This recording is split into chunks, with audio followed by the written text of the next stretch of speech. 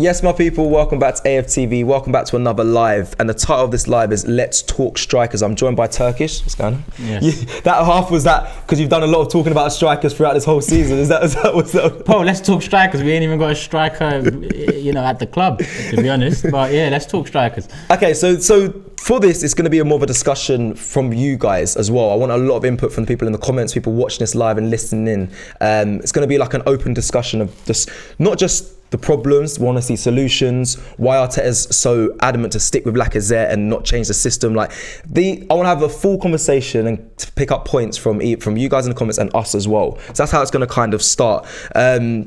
Where should we begin? Everyone keeps telling me that about we didn't strengthen in January, right? In the attacking sense, we didn't strengthen at all. But we didn't actually strengthen anywhere. Yeah, we're talking strikers. Right, but we didn't strengthen anywhere. You're right there. But why is that? Let's start with that one. We always have our opinions and whatnot, but why do you think Arteta, you and people in the comments, why do you think he didn't strengthen? Because do you believe that he thought, you know what, I can use the rest of the season to get top four with the strength I have, with the philosophy I have. I don't want to waste money. I don't want to panic buy.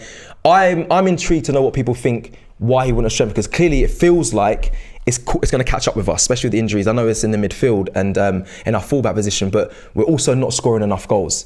Why do you think he didn't go for? Is he going to bring it back to the Kroenkes? Is he going to bring it back to more Arteta, saying he wanted a certain style of striker or a certain specific profile of striker and he couldn't get it? Would that be why? And people in the comments, let me know. Let's start with you as well, Turkish. What are you thinking? It's hard to say why. None of us really know. But you asked, am I going to put it to ownership? And yes, I am, because it's just typical of the ownership and what we've seen in windows gone past. I know we had a decent summer last summer, and I say decent because that's changed over the last week. It's changed to decent because a couple of the players you bought last summer, you either haven't relied upon them when push comes to shove, or you did and he seems out of his depth, not ready apparently. So I just look at it and I think, listen, this Vlahovic, I've said since January, I don't really believe we went in for Vlahovic. Yeah, I know, you've mentioned that many times. Because if we did, then surely there's others in the list. And if you are one of those fans that say, we didn't want to panic, we didn't want to go for plan B, cool, but we didn't strengthen any area. Yeah. So again, I'll look at that Vlahovic, 70 million apparently. If you've got 70 million to spend and you've got a target in your sights that no one expected that to be the target come the midway point of the season, and you see the competition struggling around you, Tottenham and Man United, you apparently went in with 70 for Vlahovic early and just waited it out. That doesn't sound like something a business should be doing. All eggs in one basket, and if that basket crumbles, then that's it. Okay. We've lost the eggs. For me, that doesn't make sense. What makes sense to me from that January is it's another smokescreen. Maybe we inquired about Vlahovic, but I don't think we was ever too close. Okay. Instead of going looking at other options as well on Vlahovic and stuff, I want to know as well, people in the comments as well, because when I speak to fans, sometimes they're like, oh, I think Arteta is arrogant. And the reason why I'm bringing this up is because he didn't take off Lacazette against Brighton. He played the full 90. I questioned that massively. I thought he actually would have tried Martinelli up front against Brighton. That would have been my thought, and his thought process clearly wasn't. He stuck with Lacazette, didn't work, made changes, but he still stuck with Lacazette. Why do you think that Arteta is so adamant as well to play Lacazette consistently, especially if things are, we know the strengths that he has, brings in other players, gets great assists, his numbers for assists are the top at Arsenal so far, does a job. But if it's not working, surely there's a plan B, or there's something that Arteta must, I want to know why he just seems so fixated on keeping Lacazette up front. We ain't got no options though. We ain't got the options. He went into the season with Lacazette, his second choice striker. So all of a sudden, trying to find reasons why he's playing Lacazette, it's there in our face. Yeah. It's Lacazette, Eddie and Nketiah. But if he was a striker, this is another point I want to say. Say if you're a striker, your contract comes to the end of the season in summer, right? That's both of us, Lacazette and Eddie and Nketiah. I spoke about this with you off camera, to give the extra half a yard or work extra hard, they would want to obviously earn their right to be here for next season, but they both seem like they're not going to be here next season. They both said, I think Eddie Nketiah definitely hasn't accepted his contract renewal. why are they going to give the extra amount when next season the rewards of it being top 4, they won't be reaping those rewards? Well, that's the situation the club. That's why I don't just look at January. January we should have replaced Oba, but we should have replaced Lacazette and Eddie Nketiah last summer, or potentially the summer before. But let's just say last summer. That's when those replacements should have come in, because you don't want any player going into their last year of their contract when you see a position for them on the pitch, a role in the team. So for me, okay, we didn't replace Oba in January, but we should have been already some way along the line of replacing Laka and Eddie. So I would have thought if we don't replace Oba in January, we'll go to the list of backup strikers that we must have had for Lacazette and Eddie, because they're going. Yeah. So yeah, But this is why I'm trying to work, because I agree with you, Turkish, and I'm sure many people do. I don't know what that was. I was shocked we didn't strengthen in January, but I'm still really trying to wrap my brains around why. That is the big question. Like, why did he not do it? Like Arteta must have not told something, but there must be the thinking behind it. There must have been. Whether it's, I don't know, he trusts in the players that he had. There's the youngsters around him were getting goals, and they thought, that'll get him through. Those are the kind of questions I want to try and get answers today with the people in the comments and you as well. I'm going to read the super chat here before we go back to it. Benny says, our best pure goal scorer is on the bench every game. How do we expect to score goals? Play Pepe at striker already, Mikel. Stop feuding like a child. Benny as well, before we continue, obviously, Benny, I did see a message from you on Instagram off the back of the little back and forth we had a couple lives ago. Big up you. I'm going to reply. I was meant to reply on the weekend. I just didn't get a chance. I'm going to reply. Apologies if you found my stance very aggressive, but I just don't like being labelled a fan in quote marks. But at the same time, I understand your frustrations, and that's where we trip up most of the time. We get frustrated and we're looking at fans of the same club we love and, going back and forth, and the reality is that doesn't really help. But Benny, I'm gonna message you back on Insta. Don't worry about that. Give me a couple of days. And there was one comment here just under Benny's. Andy, yeah, Turkish, you're just saying things you don't know for sure. I did say I don't know at the beginning, but let's continue. Vlahovic did not want to come. Also, Andy knows for sure. The first sentence, Turkish, you are saying things you don't know for sure. Okay, I admitted that. And then he goes on to say Vlahovic did not want to come. In fact, he doubled down. It was him. So Andy, what area of business are you in that that Vlahovic is the reason why? You can't turn around to me and say I don't know when I don't know. None of us know. But the reality is, of history, you can paint a picture. That's probably the best way to paint it. Yeah. And if we had 70 million spare in January, that 70 million could have been used in the summer, because the financial year goes across the season. So essentially now, the 70 million that we supposedly had in January, we're not going to spend it in this financial year. So it means we had 70 million spare this season. Now, if we don't make top 4, am I well within my right to say, well, why didn't you spend the extra 70 million? Or why didn't you sell Maitland-Niles and Eddie Nketiah last summer and make it 100 million and then go and buy your striker? In summer, he's saying this summer coming. If people believe we went in for Vlahovic for 70 million, we had 70 million. Yeah, it should roll over. But this is why I'm trying to break down why this wasn't done in January. The thing that's frustrating me is we have strikers. We have Lacazette, an old striker. He's not even that old. He just moves like he's old. The guy's 30. Bro, we talk like he's 37, that's bro. true. Yeah, Vardy and that they're still scoring goals. But I hear that. No, look at what Ben Zimmer's. I'm not saying Lacazette's on that level. I hear that. But he's 30 years old, my guy. But you're saying he moves like he's old, because that's what I see. It's in here with him as well. That's what we have. You can see his confidence has led him to think that he can't beat a man. Led him to think he can't make that bit of space. So the best thing he can do is use a bit of strength and flick it around the corner. But even that recently hasn't been working, because players have clocked that, and if you give him that space, he pretty much fumbles. Yeah, but this is why I wanted to have this open conversation, because for me, it goes to like you said, he's not that old, but for me, mentally as well, and the way he plays, it's not a youthful Lacazette. He doesn't bang goals like he used to. He's not instinctive as he used to be. He's much there for the build-up play. Then we have Eddie Nketiah, who's a youngster who's, if I'm honest, not at the level that we need him to be banging in goals and keeping us in this. Is he even a youngster anymore? 22. Oh, that's not youngster to me. That's not youngster. So we got a striker that's not old, but plays like he's old, and then a youngster who's not young. And we're here talking about strikers, so you can see the problem there. Yeah. You've got an experienced striker that plays like he's 10 years older than he is. And you've got a youth striker that has been given opportunities and has failed to deliver. Take them. But this is where I'm trying to find the answer, and I'm trying to get into Arteta's head and thinking, you must have foreseen this. And I'm not just focused on the strikers, because obviously we've got Saka and Emile Smith-Rowe, who are currently our top goal scorers, but they're in line with people like Jared Bowen for numbers, Emmanuel Dennis, at Watford, 9 goals, 5 assists.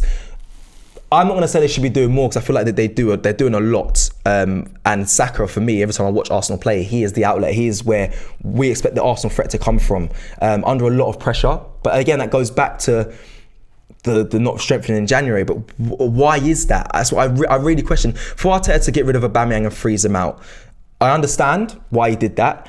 And yes, it pains me to see him in Barcelona and not Arsenal. For me, it worked for both sides at the time. We picked up in form. Aubameyang's doing well in Barcelona, but to not replace him, I can't fathom that thinking. I really can't. And then to send Balogun on loan, no, Balogun would not have been the answer. Of course, he's still very raw and young, but to put yourself that thin up front with 2 players that contracts end at the end of the season, who, like I said, if they were banging in goals, don't get to reap the rewards of next season, because it's unlikely they're going to be here next season. Where's the mindset there for Arteta? What is the thinking here? Have you not thought other teams strengthen? We saw Tottenham strengthen in January. I need to understand why he's done that, and why he's adamant not to change the formation. Why he's adamant not to change Lacazette and not try Martinelli up front. Not try, maybe, I wouldn't say, for me, a Smith-Rowe shouldn't go up top, but a Martinelli definitely. Include Pepe more. Like, he's so fixated on these big decisions. Yes, some have worked in the past, but right now, I'm maybe being a bit reactionary for the Brighton game, but it's not going to work. And going forward against the big clubs, I don't see it working at all. Yeah, there's no way we can look at the young players and say, at this point of the season, they've let us down. The young players are the reason why we were going into that Crystal Palace game with a bit of chest out, with, a bit of confidence, with a bit of hope. The youngsters are that reason. Yeah. And I always said it, the business end of the season, you cannot rely upon your youngsters. And we've got an abundance of them that we've been relying on across the season. Are they doing enough for you? Odegaard, Martinelli, Saka and Emile Smith-Rowe? Of course they are. As youngsters, they're 4 of the, best youngsters in the league. There's a few, but they're 4 of the best. Well, actually, Odegaard's a bit older. I won't call him a youngster, but Emile Smith-Rowe, Saka and Martinelli, for sure. For sure, Emile Smith-Rowe was our top scorer up until Saka equaled. He's still our top goal scorer with Saka. Both on 9, yeah. So Emile Smith-Rowe and Saka are both on 9. One hasn't played the majority of games, a starter, Emile Smith-Rowe. One is a right winger that, off the back of a tournament where, you could see the abuse he received and whatnot. It was a difficult summer for him. But he got his head down, he kicked on, and he's produced for us. Saka's won us games. Emile Smith-Rowe's won us games. Martinelli's won us games. So now to look at those youngsters and say, should we expect a bit more? No. Okay. I didn't even expect to get this out of them this season. Yeah. And we have. It's just, look, Arsenal's top goal scorers are Emile Smith-Rowe and Saka with 9 goals. Yeah. How can we look at them and say, what, could you have done more? No, because if we had a striker that had 20 goals, would be a lot better off in the table. True. A lot better off. Very true. And then Saka wouldn't be double teamed as often as he has been this season. Martinelli, same. Because our striker is not a threat. So when you don't have a threat up front, and Oba, when he was in, he wasn't a threat either. But many wide players, Turkish, where they play, have got a higher number of goals. We look like... Yeah, but how old are they in comparison? Good counter. They are, a lot of them are mature, more older players. Yeah. So that's what you put it down to, the more age. Experience, of course. Okay. Of course, it's not like, this was the best stomping ground for youngsters to come in and show themselves. Let's not forget about a year ago, a year and a bit, it was very toxic. There was a lot of questions being asked. I think we've come up to the time where a year ago it was Super League announcement. Yeah. If we take ourselves back to then, Arsenal Football Club didn't seem like a great place for youngsters to come in, develop and really kick on. But all of a sudden this season, hence why Arteta gets some credit with the summer transfer window last year, we seem to have a better base to build off of. A much better base. And so why didn't he strengthen it? So if he got the base, this is why I'm so frustrated. Is why was the base is there, the foundation's there. You've on a good run. You're looking like you're going to get top 4 at the time around January. I know January wasn't the greatest month, but from a board's perspective as well, you go there and say, look where we are. Look what I've achieved so far from where we were. Why? Like I know where the next. Maybe he might not have known that he need. But if the whole fan base, everyone I speak to could see that the squad needed strengthening. Why was it not done? It must be money, Cecil. Again, it's not so long ago Arsenal were in dire straits in terms of finances. We made another loss in the last financial year. And yes, we spent 150 million last summer. In a COVID pandemic with rich no owners Europe. who just want... Yeah, so best believe we're going into another 2 years of losses, guaranteed. There's nothing we can do in the next year to not, to divert from another 2 years of losses. Now, obviously, this is part of the game as well. FFP might be a joke to some, but it's still there or thereabouts. So there's still a balance that, it seems like we're trying to achieve. That's why I look at January and I say, I don't believe we went in with 70 million. I believe it was a smokescreen. Has Arteta ever came out and said, we tried? I don't believe he has. So for me, that would have been the bare minimum for me to say, all right, actually, there's hard evidence that we did. Not Fabrizio Romano saying we're close, or this next Twitter journalist saying we're close. I don't believe any of them, because these same people are used by clubs to, direct the narrative. It's facts. I know Arsenal Football Club do things to paint a picture where behind the picture is not the reality. I know they do that stuff. So I wouldn't be surprised if they're doing it again. Okay, so let's go. I'm going to go into the comments. So there's a lot of comments flying in. There's a lot of super chats. Thank you so much. But if that was a smokescreen in January, we don't. Obviously, we don't know the reason why he never strengthened and whatnot. But if you're saying it's a smokescreen because of money, then in summer, then is there not going to be all this promises of more loads, more signs? Then surely there's still going to be another smokescreen, especially if we don't get into Champions League football, we don't get that big burstment into the payment from being in Champions League football. Surely I think we're going to do loads in summer. But right now, if didn't do anything in January and it's because down to money, then I don't expect loads to be done in summer, unless there's money coming in, which was set. I don't know how much we're going to make from sales, but I don't think it's going to be enough for. I think another £200 million spend in summer, but right now, that doesn't seem believable. But I think I think as fans that has just seen the club spend 150 mil going into a season with no Europe, and as fans that have been sold a dream that Vlahovic was close, but he chose Juventus for 70 mil, that means, let's say we believe it, that's 220 mil this club was willing to spend in this financial year. Yep. It spent 150, so I expect that 70 to be rolled over to next financial year and be spent in the summer.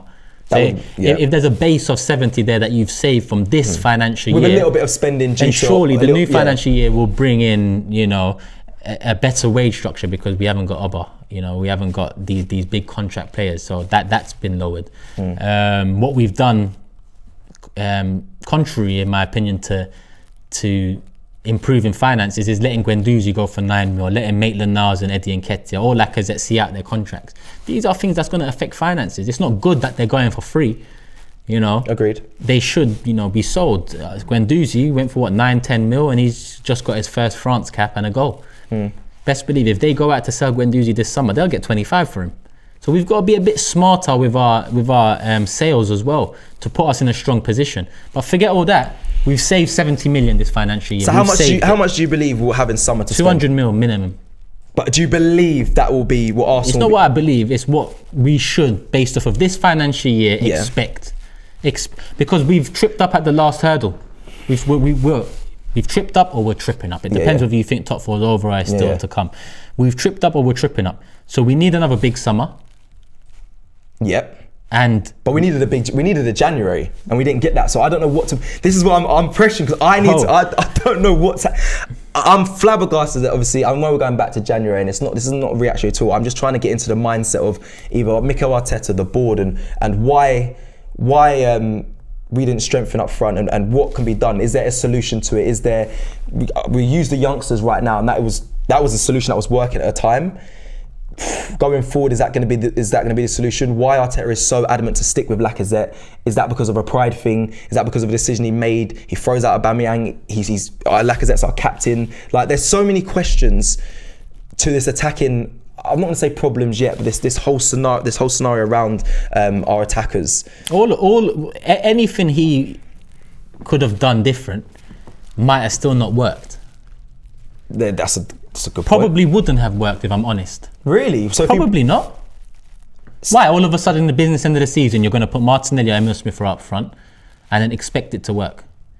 Yes, okay, it intrigues us because, we're tired of Lacazette, we're frustrated, so it would have been refreshing. But at the same time, if we went in with Martinelli and Emil Smith Rowe up top against Brighton and lost the game, it would have still been the same questions. Why are we having to shuffle the deck and put a midfielder up front or put a young guy that's still developing up front? Why didn't we, strengthen in January? It's always going to come down to that. For me, it doesn't come down to the young players needing to do more or, Eddie and Nketiah coming on and for me, the answer is smokescreen in January. Don't believe it. Okay. Don't believe it. Okay. Because the facts are there. We got no one. We apparently went and 70 million tried to get a player, and we didn't. Okay, you can say smokescreen in January, right? Cool, and you can take that. But then, is there for you again a solution? I know is there a solution for Arsenal's attack? To obviously we've got big games coming up. It's unlike depending how you are as a fan, if we're going to get the results out of them. But is there a solution to sort out? Do you stick with Lacazette up front? Does Eddie Nketiah, take the reins as the number 9 up front? Does Arteta try a different system going forward now, or is it just we're going to sticking to the same system until the injured players return and going for that? I wouldn't play Eddie or Laka again. I wouldn't, because you're setting precedent now. You need to show the other players that you can't be going into the last year contracts and still be important. I'm tired of that. It's not the first time we've done that, but it's actually the first time we're doing that with meaty players. Yeah. At least in the past, the players that are running down their contracts were quite important. The Ramseys, Ozil, Sanchez's, and so on. This time it's Lacazette and Eddie Nketiah, and we're trying to, make it work. Listen, top 4's gone for me. That's why I wouldn't play either of them. And even if it was still available, I think I wouldn't play either of them. Because it's not like you go play Lacazette against Chelsea away, you're going to win, or you're confident you're going to win. Right. But the solution to it is playing someone else there, like you said, Martinelli or whatnot. But would you be confident? I'm not confident, full stop. Full stop. Whatever lineups we go in, I'm not even confident against Southampton away, let alone Chelsea away and West Ham away. So whatever we do, I'm not going to be confident. But I'm tired of seeing players that have nothing to play for. Yeah, this is where we're kind of on. I'm tired of it, so I wouldn't play either of them no more. I think I think Lacazette especially has been given an abundance of chances. But then it's a question of who's playing for. I mean, the youngsters is Saka and Emil Smith Rowe. Like Pepe out recently in the week was saying that Arsenal might be happy to see him move on as well in the summer as well. They're happy to cut their losses on him as well. So even I'm trying to get in again. I keep going into it. The thinking behind what's going on right now at Arsenal in the sense that you got to get goals, but where are you looking? And everyone looks to Emil Smith Rowe and Saka, and maybe Martin Odegaard, which we'll get to in a second, with the goal he scored against Brighton. Going into the season, no one was looking at them.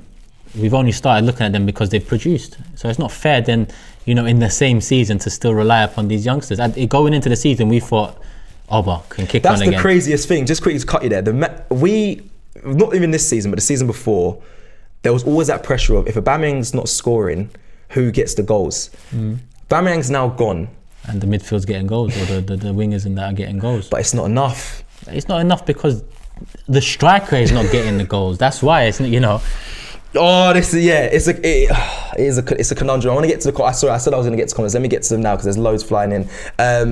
Mario says strikers will struggle in Arsenal's system. Lack of playing in midfield is by design, and I'm sure a better coach would get more out of him. Laka is not by any means clinical, but is BTR better than 4 goals. So again, that'll be another thing we'll come into as well. Is a manager with this current Arsenal side, does he find a solution with the attack? Because I mean, Conte, Harry Kane's goals they dried up for a little bit, but now they're back with the assist as well. He's back on form. we'll get into that in the managers. Let me just flick through the super chats as well. Mitch says, thank you for the super chat as well. Mitch says, bring back Wenger as interim, not even kidding. Rabadam says, how about a swap Origi for Saka? I think you're a Liverpool fan. No. JM says, Spurs, Diaz no, Traore no. Got Kulusevski, no excuses. Oh, they didn't seem to panic. They seem to have a list of alternatives. And that's Tottenham we're talking about. But God forbid you ask Arsenal to have a list and be actual proper business and, you know, go about their windows in the right proactive manner. You know, remember earlier this season when I said we should have got Conte? I'd have Arsenal fans saying to me he wouldn't come here. And then he goes Tottenham. Yeah.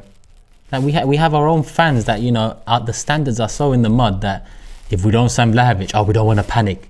It's like, are you the shield for the nonsense this club does, or are you a fan, supporter of this club and want to see it back at the top or back competing at the top? I just don't get it sometimes. Yeah, and I want to play. I want to play devil's advocate there and say they might have had a list, but again, there's no obvious proof of that. Like the players they went for, they were relying on Isaac. They didn't want to pay the release clause.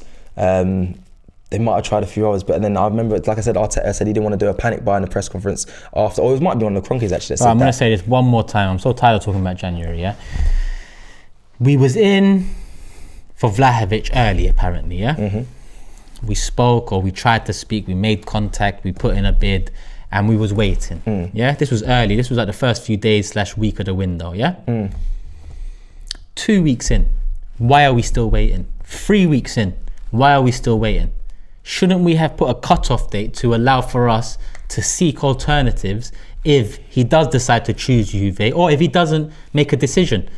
We are Arsenal Football Club, and I know we have been a joke recently over the last couple of seasons finishing 8th, but how are you going to get us back up in terms of reputation if you're allowing players a whole 30 days, a whole window to decide whether he wants to come to you? Yeah. And if he doesn't, that's it. We move. What sense does that make, bro? Okay, pull away from Vlahovic, because you're right, it doesn't make sense, but pull away from Vlahovic. Do you think it was in for a striker at all in January? That's what potentially, maybe we was looking for a loan option, maybe a cheaper option. Potentially. I say potentially, and I'd lean more towards a loan. Hence why nothing materialised, because you're not bringing in a good loan striker in January. Right. I'm going to quickly fly back to the comments, to the super chats as well, and we'll get more into that. So one of them just popped off. Rabadam again back with another super chat. Thank you. Arsenal, home of the youngest oldsters. New slogan. We have got the youngest team, but again, I don't want to use that as an excuse. We're trying to figure out how we can solve this going forward into our next fixtures. We have a tough run, and yes, top 4 is definitely still possible. Whether many believe it is achievable or not is down to you as a fan. But I just want to see how it can be really possible, how we can get this train back on the tracks for Arsenal, and think about different angles and options. Andrew CL says Arteta have to take full responsibility if he brought someone better than Lokonga and Xhaka these super chats are flying up, as a backup. Apologies, I just lost the super chat. It's flying away from me. Here we go. Xhaka as a backup last summer, our midfield wouldn't be that weak. Look, making a better signing in last summer in Lokonga. I think that. Forget Lokonga. Lacazette and Eddie. No, even Lokonga was a poor signing. Let's not beat around the bush. He's 22. He's a Belgium international now. If he can't step in against Brighton, then what the fuck? Yeah, but he was thrown in the deep end. So we've got to be. He was by himself. In the Emirates is not the deep end. I hear that, but if he's by yourself, he's got set up to fail. But at the same time, he's missing. Hasn't played in many games. He was overrun. Like, I understand if you put someone next to him and he had a bad game, and you could be like, listen, you had a senior player next to you, but seriously, he was fed to the sharks there. Of course. Well, listen, the formation didn't help him for sure. Right. And he's obviously not used to being the lone anchor. Cool. Right. But we bought him in the summer, and we got rid of Guendouzi. You know, one just been called up to the French squad, scored his first goal, and one apparently he's not ready to play Brighton. Do Just deep what we're saying here. It's mad that we're trying to find so many different excuses. Like even last summer, because this is Let's Talk Strikers, Eddie and Laka. That's what should have been done last summer. And we wouldn't even be having these conversations. Now we might be talking about that striker that helped get us over the line with 15 goals this season. Or we might be talking about that striker that come in and, hasn't hit the mark and it's another signing down the drain. But at least we would have done something to address a massive area of concern. Yeah. A massive striker was always a massive area of concern heading into this season. So inevitably, we're going to speak about it. Yeah, that's what this is about. And this is, again, so Let's Talk Strikers, Lacazette, Eddie Nketiah. Mainly Lacazette is going to be, I'm assuming, from what I've seen from Arteta so far, he's going to stick with this. We're going to keep Lacazette up front. He's going to be the captain. Players have to feed off him. You're going to be the main assister. We're going to have to let the youngsters come in off behind you. Is it do I believe it's going to work for the rest of the season? Do you think teams have caught on to that and they realise, listen, you freeze out Saka, there's not really much, especially with the absence as well now of Thomas Partey in that midfield. I actually think the system capitulates. And we saw it against Brighton, in my opinion, because Thomas Partey being the anchor there and being able to break up play, that allows the players in front of them, as long as Xhaka, to basically play their football and allow Lacazette to drop deep. Now that's not there, where do we go from here? Bro, there's nowhere to go.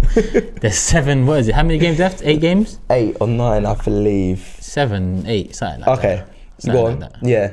Let me see if I can find it. Yeah, it's about 8. Let's say it's about 8. Regardless, we have to rely upon Tottenham to slip up.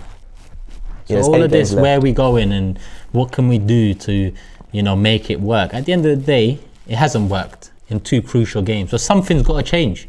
Something has to change. Otherwise, it's evident. Either we left ourselves in light in January and which it was outside of Arteta's remit, or Arteta really was intent on going into the last few months like this, and it's on him. Well, this is it. So I guess we'll find that in the next few weeks, because I don't think we're going to be able to magically find the cure in and around our players now. We've already got a thin squad. We're talking about strikers and we're debating between Laka and Eddie. And if it's not Laka and Eddie, it's Martinelli or Emil Smith-Rowe. 2 players that have actually produced for us in the positions that they've been in this season. Right. Okay, let's go back to the comments. Say Dave Jordan here says, what has Jan cost us? We all know top 4, not the end goal. Not buying badly in Jan, maybe better for long-term title charge if we buy well in summer. Yeah, because all the other teams are just going to sit around and wait and think, oh yeah, let's see what Arsenal are going to do. All the teams are going to move. What do you think Conte and Tottenham's going to do this summer if they get the top 4, which they seem like they're going to get? What do you think they're going to do? They're not going to sit and wait and see what Arsenal are going to do. Conte's going to go in and do what he needs to do. So it's all good and well saying, the saved money we saved in January might bode well for the future. But the reality is, all right, we needed to save money because our wages and finances were in the pits. But then I look at Guendouzi, I look at Maitland-Niles, I look at Eddie, I look at players that we could have sold for at least 10, 20 mil that we failed to act upon. So, it's all around about. It's all having an effect on each other. Yeah. A lot of people are talking about the 200 million and laughing and saying delusional that there's going to be 200 million pounds spent in summer with no Europe or in the Europa League. That's not going to be the team budget, because we obviously, but we spent 150 mil going into a season without Europe. There's your answer, and he's going off the back of January. I know, off the back of January. They were supposed to spend. We saved 70 mil in January. But you don't believe. I don't believe it. But that's what should be spent in summer. But if we had to believe we went in for Vlahovic in January, then we should be touching 200 mil in the summer. Right. Because we've saved. People had to save. We've saved 70 million. People are going to be in for a rude awakening come this summer. Sam Chen says the fact is that the squad is not deep enough. I wonder how Turkish handles every week. Top has gone. Top 4 is gone. I think he means, yeah. Top 4 is gone, man. Let's be honest. Not easy, man, but typical. Shref says, I told Turkish last week, in my heart, I feel they'll go on a string of losses. I was right. Why aren't we playing M35? So Martinelli has pace and clinical. Lacquer is there. Yeah, a pole dancer, he said. Sam Chen again. I don't know if you want to read that. You don't have to read that. Let me read it. Turkish is the most objective Arsenal fan Very there. football Cecil's is playing simple, yeah. devil's advocate. Give me a break. Football is simple. You buy players to replace what you lost if you want top 4. Yeah. Yeah. But at the same time, you know, obviously, someone has to play devil's advocate. Yeah, you have to. Yeah, someone has to put, you know, the questions in that maybe some of the viewers out there are, you know, tearing their hair out saying, oh, someone needs to tell Turkish this or someone needs to say this. This is how you have a debate. It's no use two people just sitting down agreeing upon everything and just having a rant or just ripping the team to shreds or ripping January. You need to have a conversation, and I can't lie to you, I can't play devil's advocate with Arsenal Football Club because I'm not at that place with them. Yeah. I'm not at that place where I'm optimistic enough to be able to play devil's advocate. I'm still very pessimistic about what's going on off the pitch, especially. Yeah, fair. So until that changes, I cannot play that role. But at the same time, you need that because pretty much I've been saying the same thing over and over again for 4 years. You know, not just this year that I've been with AFTV for 4 years. What sort of style of striker Turkish that? Because I know need you want two. two. I know because that's how much I've done it. I know exactly what you're gonna say because I've been doing this for so long. But I'm saying if we can't get two, to say the Kronk is the money. This money thing, this 200 million doesn't happen, which probably is not gonna happen. You have one. You only have one striker. What style of striker do you think? Not that you want, that Arteta's gonna go for, because obviously you need a goal scorer, but then you may lose out on what Lacazette brings to the side, which Pole dancing. you lose out on what Lacazette brings to the side, which benefits the side from what we've seen so far. Maybe not enough because right now we need more goals, but what style of striker is in your mind? Because like I said, a goal scorer, but we need someone that also, basically a Harry Kane, I'm honest, he has to do both jobs. But we are not in a position to sign a 30 striker that will come here and bang 20. There's only a few out there. And we are not in a position, especially without Champions League. Even with it, we're not in a position to buy with those. the attitude that suits Arteta, by the way, as well. We're not, because remember, he has this. I think when it comes to players with big personalities, big careers, and whatnot, or big personalities, shall I say, clashes. It seems like, and there's not many of that in the Arsenal side right now. So if you go through the whole squad, I'm trying to wrap my brains around that striker with a goal scoring of 20 goals. I don't want to say project youth. I don't want to say a young striker because we just need to play a striker that can score goals in this Arsenal side and help build up play. The one I want is probably not achievable without Champions League, and even with Champions League, it would have been a tough task, and that's Felix. That would have been the one I want, but after losing to Palace and Brighton, I can't even fathom the thought of signing Felix. I can't. But guess what? If we had 70 million to spend in January, you add a 30 million on top of that, I guess you can get Felix 120 million. 120 million for Felix, yeah, you probably could. But without Champions League football, forget it. Is he the rounded off striker for this Arsenal side to take it to that? He's one option. Though? But that's why we only got one. Why? Because I don't believe that 200 million, as much as this is what they're trying to sell us, I don't believe. And that means we're going to go into the season next season with new striker, Balogun, and Lacazette new contract or something. So does that really change the fortunes? Because one injury to the main man, you're back to Lacazette or Balogun. That's where we're at. We're with Lacazette and Edin. That's where we're at right now. It's Lacazette and Edin Ketter. You go to Joao Felix and Balogun. It's the same.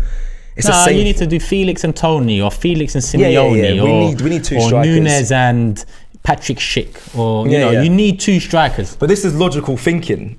But what I saw in January didn't happen. So this is why I'm trying to be like, if we don't get the two strikers, which I think everyone can clearly see we need, where do we go from there? Is it the one striker in January? Because we're gonna need to strengthen other areas as well. Oh, someone's gonna be. I'm tired of going to seasons knowing that there's an area in this side that will probably let us down at some point this season, and we knew that was a potential this season, having re-signed Granit Xhaka and not upgraded the attacking options. We knew in the summer it could be a problem. We thought the left back situation was sorted, but even that doesn't seem to have been sorted. So does it need to be a big name striker though? Does it not need to be someone like, because the last signings, you mentioned about Lokonga, but the last signings we've been very happy with in a sense, and they're not, I'm not going to call them nobodies, but they were players that no one really thought would be how they are in this Arsenal side. So that could happen again with a striker. Do you have faith? Do you have trust in them? You need threats as well across the pitch. You need players that the opposition are scared of. You set precedent in the summer or the transfer windows. You make sure you're making enough noise for other teams to be weary. That's the way to approach it.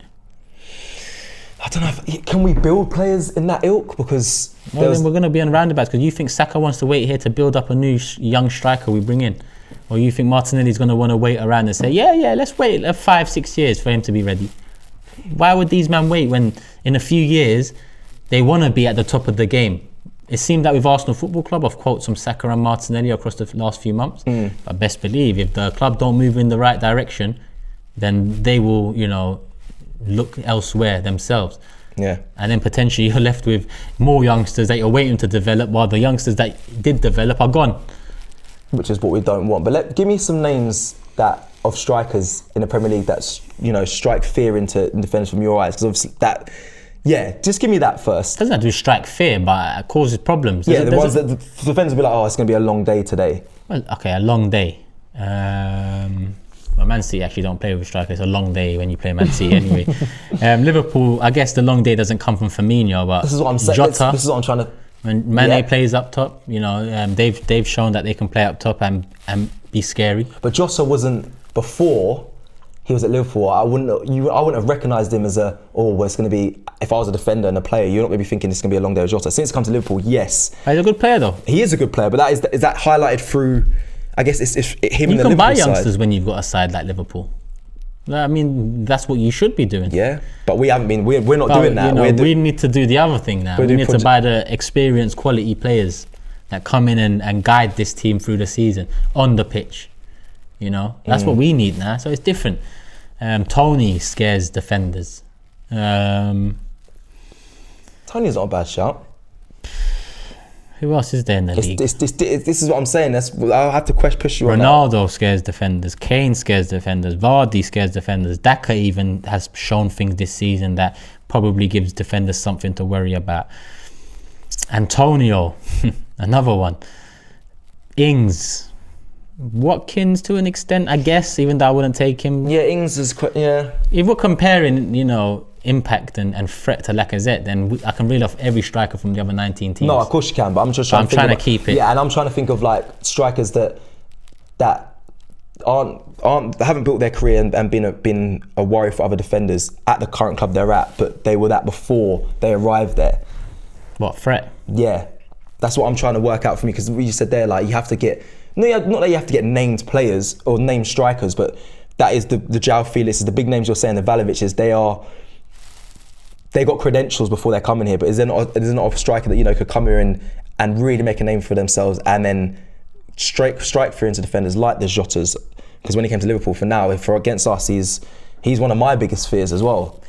Bro, if there is, then we won't know about it. Because obviously we know about the strikers that are doing bits, innit? We know about the strikers that you look across the league, who's scored the most, who's got a few assists, who's That's true. That's what we look for. I suppose that is the job of the scouting team, but because they failed so much, this is why we're coming in with this. Obviously, someone like Guri from Nice. Oh, quality. He might be that type where you don't expect him to come in and bag 20 in his first season, but he might. But at the same time, it's another risk, Cecil. It's another risk. But if you don't make Champions League football, it's probably a risk you have to take, because I don't think Felix or Martinez are interested if you don't have Champions League. Okay. And those are the two names that I think Arsenal could have got had we had Champions League. Yeah. All right. Let's take it now fully to the comments and hear what they have to say. So Carl Garn says, "Did Arteta ruin Laka? He seems afraid to shoot." We're gonna have a conversation about this as well. I don't think there's not that, is it? He didn't ruin him, because I think Lacazette's coming of age, and I know you've made a great point. He's not that old, but mentally he's not the Lacazette from when he first came. He used to lick off shots early and be dangerous. Like, I remember he used to just score goals from the edge of the box, inside from the side, and hit with extreme power and continuously score goals. It doesn't happen anymore. And that may be down to the system. I think that's what he said there. Did Arteta ruin Laka in the sense that Arteta might want Laka to drop deep? That is what might be what he's asking of Lacazette. Probably to offer something different to Oba. Yeah, but does that ruin him? Because he's... Listen, Lacazette before this season didn't score over 15 goals. It was already time to look forward. Yeah. This season he gave something different to Oba. Top assister as well. That different is not enough. Top assister, but I know he's a striker. I know you might think. How many assists has he got? 8. 7, I believe. Come on, man. No one's writing home about 7 assists. Just quickly as well, on this, he seems afraid to shoot. Have you noticed that in the Arsenal side? People watching, have you noticed that recently that we don't want to shoot from outside the box? I know Martin Odegaard did score against Brighton from outside the box, but that was only in the last 5 minutes after Lokonga had a shot outside the box, and they started to feel like, oh, we can do that. Martin Odegaard, I've criticised him because I'm a big fan of his, by the way. I think people are very aware of that, but he doesn't shoot enough outside the box. I don't think many of our players do, bar Partey, but we all know what happens with those. So that is something I feel we lack. We can definitely improve on. If we look at all the goals this over the past weekend, a lot of them were from outside the box, from teams just shooting, getting deflections, shooting early. We definitely don't do that enough. Is that a thing that you put down to the manager? Is that something that it's just a confidence thing from players, or not? Sometimes it comes down to the player and the character. You know, some players just want to, take that extra touch or take the extra pass. Which we've been doing a lot recently, the extra touch. This shooting outside the box thing dates back to Wenger. I remember Rosicky signed for us way back when, and he was one of the most prolific goal scorers from outside the box. He had a banger on him. I think in his first few games for us, he scored a banger in the Champions League, if I'm not mistaken, outside the box. And then it seemed like that fire was quelled as well. Yeah, because when Arsene Wenger was here, we always want to score the perfect goal. That was always the criticism of Arsenal. He need to shoot early, but we seem to always want to pass it into the net, which I do remember. But I just feel like we don't take enough shots outside the box. The person who's been doing it a lot recently is Granit Xhaka. Actually, they haven't been converting, but he has been shooting from outside the box. But I feel like that needs to happen more, especially for what we saw against Brighton.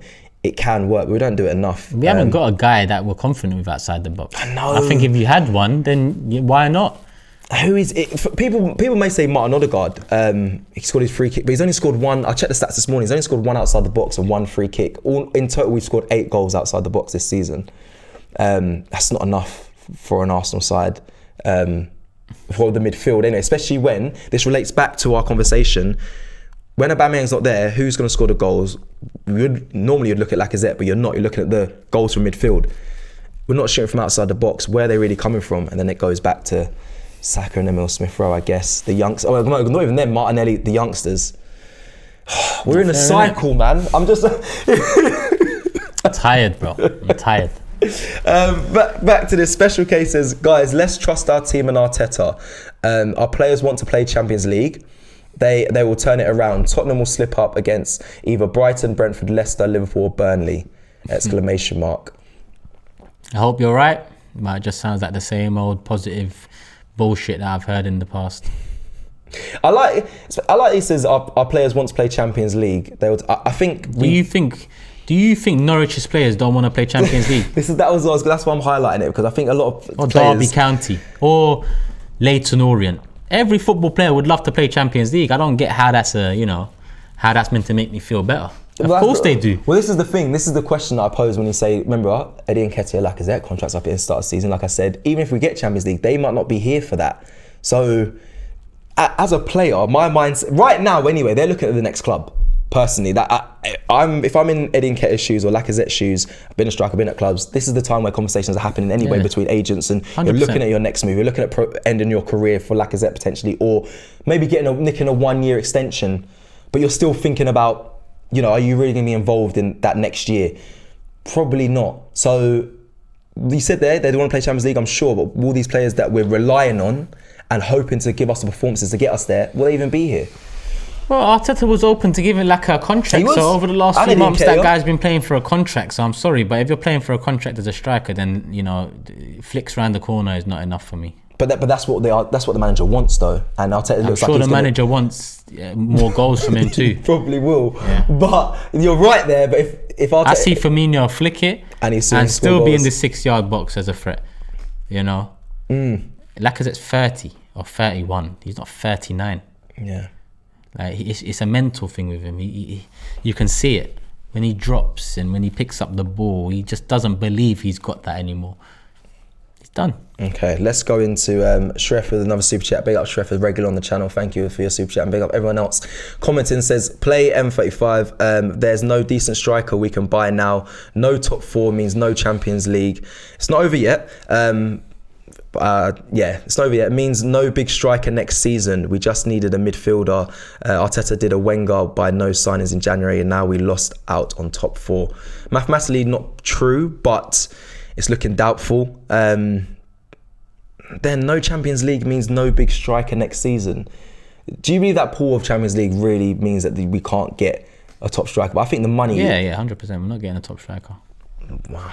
Even if we made Champions League, I'm not saying we could get Felix or Martinez. It would still be, a massive ask. But without it, no chance. Dave Jordan with a super chat says top 4 may not change our targets. Gakpo, Isaac, etc. may come whether we get Champions League or not. Buying them in January or summer could be the difference of overpaying by 50 million. But Dave, if we made that signing in January and made Champions League football, how much revenue does Champions League football bring?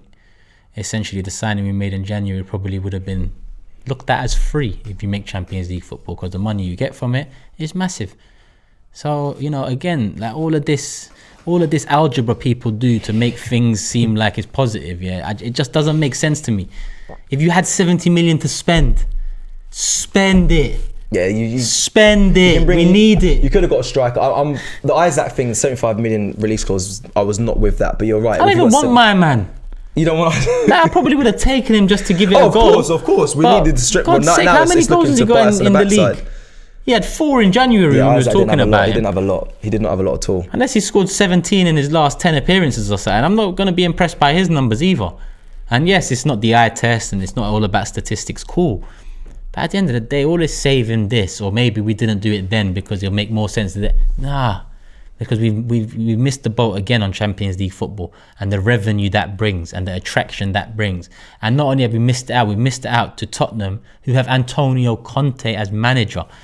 Antonio Conte is the last manager that disrupted order in this league. He's the last manager outside of Pep and Klopp to win this league. And Tottenham have him.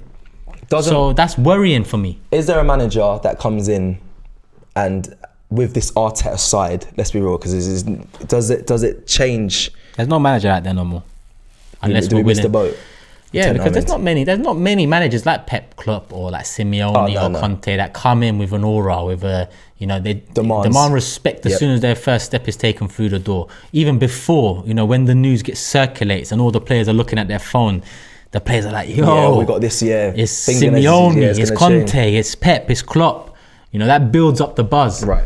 There's no manager out there that's available at the moment that gives me that. So you're kind of saying... I'm not saying we have to do anything. What I'm saying is again, Arsenal have, similarly to losing that Klopp to Liverpool and Pep to Man City, let's hope that we're not looking at Conte to Spurs in the same manner, because I think we have lost out there. Yeah.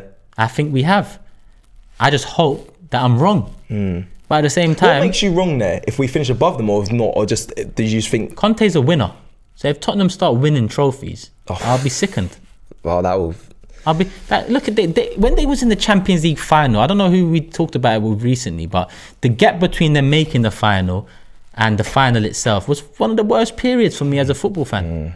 As an Arsenal fan, one of the worst. Yeah, I think I switched off. I switched off a lot from football then as well. I actually wanted Liverpool to win so badly, and they did. But that was surely the scare we needed as a club to eradicate that. Yeah. Instead, since then, they've still made the bigger moves to progress. That goes down to the ownership there, because they won't recognise how big that is for us and the feelings that we have of the hate and the rivalry and whatnot, and how much you need to kick on from there. But then it's always comes from the board, like I said, the board there. But I also look at Arteta as well. That sometimes I feel like you should be able to gauge things from a fan's perspective as well. I know you've always been a player, but you've been an Arsenal player.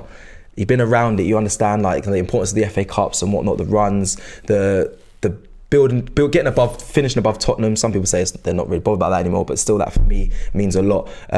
Things like that, getting in this top 4, getting back into challenging for the title. He should be aware of that, and this is why I have to question him at times. I've applauded him many a times for things he's done, but there's still a lot of big questions under Arteta. And yeah, I don't want to see Tottenham, which they currently are, progress further than we are, and quicker, which is, like you said, what we're seeing: new stadiums, new ambitions, new managers, new players, all of that. And don't get me wrong, we could sit here next year, same time, April, and Conte might have been sacked, and Arsenal are 3rd in the league, 10 points clear in top 4. We might be wrong about it, But history tells me, and Conte's history tells me, he's a winner.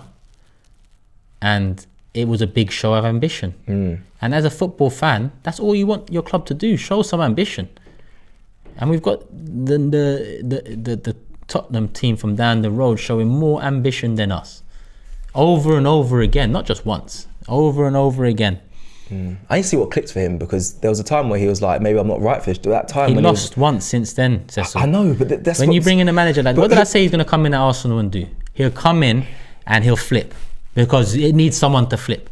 Yeah, Right. He went into Tottenham, he flipped. And guess what? They've only lost one game since, and that was to United Ronaldo hat-trick. I don't know how the reaction would have been to Conte flipping here at Arsenal with the young players. I don't know if that would have been received well, though. That's the only thing I have. It's a different approach, though, isn't it? Obviously, when you have young players in the squad we have, it's a bit different to having, because Tottenham players experience. I think you're right. Tottenham players they needed someone to come in there and flip that, and it clearly is working now. And especially after that, after he said I might not be right for this job, it's been good for them since then. But for this Arsenal side, he would have found a solution, I'm sure, with his credibility. But flipping wouldn't have been it. I'm just trying to, would he have came in? He would have demanded more, I suppose. You're right. He would have made signings in January, which I personally think is where we might fall short. We have fallen short, but people realise it's that we soon. might. Sam Chen, we are coming close here. Sam Chen says, Turkish, let's be honest, if we play Europa next year on Thursdays, we need 4 players to compete and hope other teams struggle or get a world-class manager. Sounds about right. This is the other thing, right? If we get Europa League, so I'm going on today, I really am, but like last year Arteta, he was in his press conference saying, you don't understand how difficult it is playing Thursdays, Sundays. It's a lot of demand on the players. That is fact. He always brought up the demand and in the games and keeping the players at 100% when you're playing midweek. This is what frustrates me, is that we can go into next season and that could be the possibility that we're playing again Thursday, Sundays. And then what's the excuse? When we're falling down again, what's the excuses then? It's going to be, no one wants Thursday Europa League football. No one wants that. It'll be a hindrance, if anything. And if we don't get minimum of 4 players, like my man said, I think we're going to be in for a shock, or a shock to some and expected for others. But it's a process that needs to start working, and we always talk about the process is going bang at a time when things are going great. But if we fall out of the top 4 and we go back to Europa League football where we don't massively strengthen in summer, we're not going to make a whole new squad of signings. You're going to have to rely on, again, your youngsters, who you're burning out, in my opinion anyway. Saka's played the most games this season. You're burning them out. You're going to be playing Thursday, Sunday, and competing with teams that are also improving every season and showing more desire, more ambition in you. When you really think about it, it's worrying for the future. It is, man. Listen, I know right now we're still in the top 4 battle, and there's a lot of positives that you can look at. Well, there's some you can look at and hold on to. But I do worry about going forward, and I'm asking these questions because I'm trying to just get everyone's opinions on this. And I want to just reel off the rest of the comments and see how everyone's feeling and give me their solutions and answers before we kind of finish off this stream. Just flicking through if there's any. Okay, there's a lot of comments. Let's be honest. Okay, here we go. So we're going to round off with some of the comments here. Shref again. Laka worse than Giroud. He was Aubameyang's little, I'm gonna say brother there. Play the kids in strike, as we can't sign big strikers or decent manager. I'm so annoyed at Arsenal Football Club. Young Gunner says Lukaku isn't having the best season, but on his day he can bully defences. I guess that was the question you asked earlier about other strikers. People are worried. Yeah, they're worried about them. It's true. I think if you see Lukaku in the starting lineup, you as a defender, you are worrying. Sark Guna says, will Spurs get Champions League if Kane or Son get injured now? Yes. Well, if Kane or Son, if one of them, I still think there's a threat there that, they could still do enough. If both of them, obviously, I think that weakens them massively. Vijay says, considering that there are no high quality managers available, wouldn't it be better letting Arteta do his thing for now? That's what led us down this fucking road. Letting Wenger do his thing for so long. Just tired of it, man. I hear that. Jim B put Marcelli as a striker for a shake-up. And the Simvui says the squad is thin. We need another 6 signings. Is that all going to happen in summer? Is another question. Kelvin says this should be the 11 till the end of the season. Okay, let me read this last one. Kito says, anyone making a case for Lacazette only has to watch what Benzema did the other week. He holds up the ball and does flick-ons, but he busts his ass to get into the box. Laka doesn't even try anymore. And on that note, I think we'll bring this stream to an end. We discussed a lot within the strikers. We said let's talk strikers. We kind of went back to January and how not strengthening there is a problem. The other options playing the youngsters, but we're over reliant on them anyway. I did question, are they doing enough? Of course, Turkish, he backed him and said, of course they are. They're doing more than expected, and I do agree with that. But yeah, 9 goals for both Emile Smith Rowe and Saka, 5 assists for Saka. Yeah, they're doing what they can. We do need a striker, a prolific goal scorer, and hopefully that will happen in summer. But is it a little too late? What we're seeing so far, it seems like it. Of course it is, man. And I see a comment there saying United getting Ten Hag in the summer as well, you know, but people just think progress is 2-3 places up the table, like you can't go back down 2-3 places next season. I'm not saying that's going to happen, but 8th to 5th, 8th to 6th, 8th to 4th doesn't actually indicate progress. What indicates progress is off the pitch, building every window. You're utilising the time in between to make sure the club is in the best possible state. You foresee problems, you know. Maybe like look at Liverpool. Diaz, did they need Diaz immediately? Probably not, but they know there's contract situations with Salah and Mane and so on. Actually, I don't know if Mane's signed, but there's contract situations going on where Diaz might come and hit the ground running and, you know, get ahead of schedule and then eliminate that risk or that problem. Do you think the quality of the Premier League will be the same next season in the sense of how Man United have really just been poor? It's going to get better. So you think next season, all these little things the league was poor this year. It was terrible. It was terrible. But it's been poor for, like, apart from Man City and Liverpool, it's been poor for they've been hitting records with hitting 100 points, 90 something points. What happens? Listen, Conte gets Champions League. Ten Hag comes into United. City get Haaland. Liverpool already Liverpool. Chelsea. Well, depending on obviously their own situation, but still they've got enough foundation maybe to work off.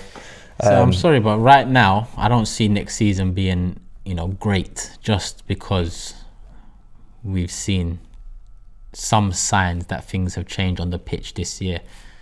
It's not enough to say next season is going to be another year of improvement. It's not. Man United fans probably thought the same going into this year. Yeah, but we thought the same as how we kind of feel now this season. But it was a poor season from everyone bar City and Liverpool. But like I said, do you think that's probably not going to happen next season? I feel like you just said there with the thing. It can happen. It could, but with what you said, Ten Hag, Conte in there, City and Liverpool doing their thing. This one in particular was a season to take advantage, and this is really annoying because I felt like that in the Leicester season when we came second and they won the league, and it feels like we have these opportunities. Even the COVID year when we finished 8th. Oh my God, you just reminded me. I remember when we finished second. Yeah. Go on. You still have people saying, you know, we've made progress. We finished second. It's the closest we've come to the league in how many years? No, that's 2015, 16. You know, and I guess if you go by what people are saying now about progress and, you know, 5th is still progress, guess what happened after we finished second? We dropped out of the... We ain't made Champions League since. Yeah. So just don't think that a league position is an indicator of progress. It's not. It's one indicator, but it's an indicator that has many variables behind it. Yeah. It's the variables you need to be looking at. And I'm sorry, the variables don't, you know, stack up in our favour again. Right. Shref, quickly just finish off. Suppose we don't get top 4 now. Klopp or Pep bid 100 million for either Martinelli or Saka. They'll go. Why play burned out? Why stay if no big players to play along? Yeah. We'll leave it with that. And your for thoughts for after the stream's done. Thank you all for watching this live stream. Don't forget to like and subscribe, and also check out the merch. Yeah, it's available AFTV on AFTV website, on their merch website. Make sure you go check it out. This is a Tomiyasu shirt. We got jumpers, we got hoodies, we got everything. Go check it out. Thank you for watching. We'll be back again soon. Take care.